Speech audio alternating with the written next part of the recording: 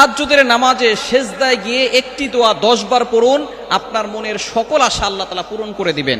তাহাজ্জুদের নামাজটা হচ্ছে এমন নামাজ, এই সময় সকল মাখলুকাত ঘুমিয়ে থাকে, পাখিগুলো ঘুমিয়ে থাকে, গাছপালা ঘুমিয়ে থাকে, কিন্তু আল্লাহ পাক রব্বুল আলামিন সব সময় কিন্তু তার বান্দাদের দিকে খেয়াল রাখেন, কখন কে আল্লাহকে ডাক দেন।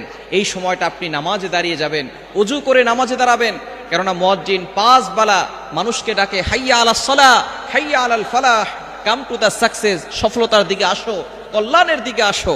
সুতরাং আপনি অবশ্যই একটা বেলা আছে যেই সময় আল্লাহ তাআলা নিজে বান্দাদেরকে ডাকতে থাকেন, সেটা হচ্ছে এই তাহাজ্জুদের সময়, রাতের শেষ অংশ। আপনি ফজরের নামাজ যখন পড়বেন, আজান যখন দিবে তার আধা ঘন্টা আগে ঘুম থেকে উঠে যাবেন, তখন আপনি ওযু করে 2 রাকাত সালাত, 4 রাকাত, 6 রাকাত, 8 রাকাত যা পারেন পড়ে তখন আপনি আল্লাহর কাছে দোয়া করবেন। তাহাজ্জুদের নামাজে আপনি নফল নামাজে কোরআনের আয়াত পড়া যায়, আয়াতটি হচ্ছে কোরআনের একটি আয়াত, এই আয়াতটা আপনি পড়বেন 10